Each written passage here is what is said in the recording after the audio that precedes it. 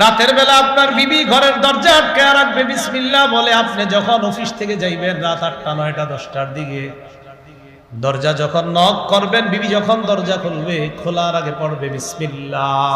দরজা বন্ধ করার সময়ও বিসমিল্লাহ, দরজা খোলার সময়ও বিসমিল্লাহ। তো নবীজি বলেন দরজা বন্ধ করবা, বিসমিল্লাহ পড়বা। এরপর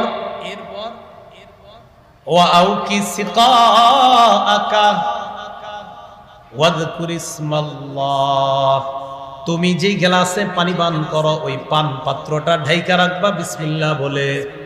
রাতের বেলা শোয়ার সময় পাশে গ্লাস রাখেন না, বিসমিল্লাহ বলে এটা ঢাইকা রাখবেন। এরপর নবী বলেন ওয়াখাম্মির ইনাআকা ওয়াযকুর ইসমাল্লাহ, তুমি তোমার বাসন তোষণ তরি তরকারি ভাতের ডেক ডেকচিগুলা বিসমিল্লাহ বলে ঢেকে রাখবা। ফ্রিজের মধ্যেও যদি রাখেন ঢাইকা রাখা দরকার। নবী বলেন ওয়ালাউ তারুদু আলাইহি শাইআ, পুরা ঢাকনা যদি দিতেও না পারো, সামান্য কিছু একটা হলেও ওই পাত্র আর পান পাত্রের উপর রেখে দাও। পুরা ঢাকনাটা নাই, আপনি কিছু একটা বিসমিল্লাহ বলে রেখে দেন, মানে পুরাটা ঢাকার মতো আপনার কাছে কিছু নাই, তো ছোট একটা কিছু হলো আপনি, নবী বলছে বাস কিছু একটা আপনি বিসমিল্লাহ বলে ওটার উপর রেখে দেন। কি কথাগুলো বুঝে আসছে সবার? পুরা আপনার কাছে পানপাত্র ঢাকার বড় কিছু নাই, তো নবীজি বলছে নাই ওয়ালাউ তারজু আলাইহি শাইআন, ছোট কিছু হইলো ওইটা ওখানে রাইখা দাও, বাকি বিসমিল্লাহ বলো। তো কথাগুলো মনে থাকবে নি সবার? তাহলে বিসমিল্লাহ পড়ে দরজা আটকানো, দরজা খোলা, পান পাত্রের উপরে কিছু রাখা বিসমিল্লাহ বলে, বাসন তোষণ ডেকচির মধ্যে ভাত আছে তরকারি আছে এগুলোর উপরেও বিসমিল্লাহ বলে কিছু একটা রাইখা দেওয়া। খাবারের শুরুতে বিসমিল্লাহ, ওইটা আগেও বলছি, সহিহ বুখারীর বর্ণনা 5376 নম্বর হাদিস। রাসূলুল্লাহ সাল্লাল্লাহু আলাইহি সাল্লামের একজন সাহাবী উমর ইবনে আবি সুলাইমান বা উমর ইবনে আবি সালমান, তার থেকে বর্ণনা, কেউ কেউ তার নাম লেখছে উমর ইবনে আবি সালামা।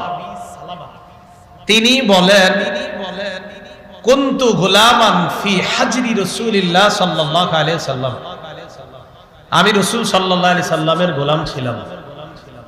ওয়া কানাত তাতিশু ফি ইয়াদিস সাহফা, একসাথে খাইতে বসলে দাওয়াত তাবলীগের সাথীরা যখন খাইতে বসে, বা আমাদের এই বিভিন্ন মজলিসে সুন্নাহ পদ্ধতিতে যখন আমরা খাই, 4 জন 5 জন এক প্লেটে যখন বসি আমরা, এরকম হয় না অনেক সময়?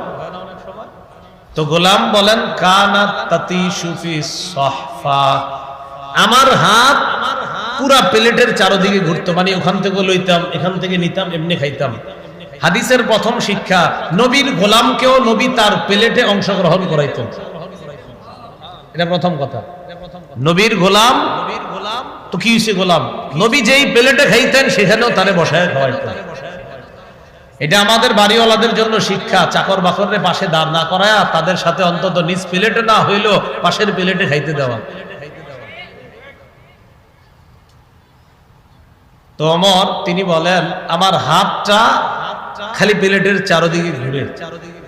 ফাকালা রাসূলুল্লাহ সাল্লাল্লাহু আলাইহি ওয়াসাল্লাম, আল্লাহর নবী আমাকে বললেন ইয়া গোলাম সাম্মিল্লাহ,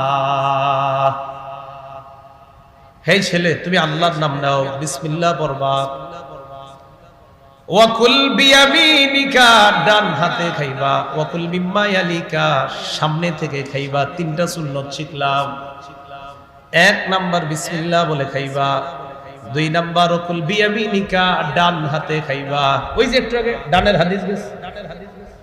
3 নাম্বার ওয়া কুল মিম্মা ইয়ালিকা, তোমার সামনে থেকে তুমি খাইবা, আরেকজনের গোশত ওইটা না খাওয়া দরকার নাই।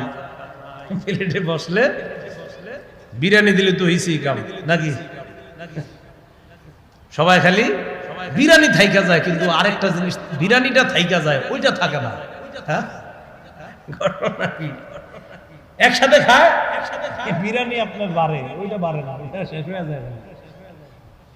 আরেকজনেরটা না নেওয়া। রাসূল সাল্লাল্লাহু আলাইহি সাল্লাম বললেন বিসমিল্লাহ বলে খাও, ডান হাতে খাও, তোমার সামনে থেকে তুমি খাও।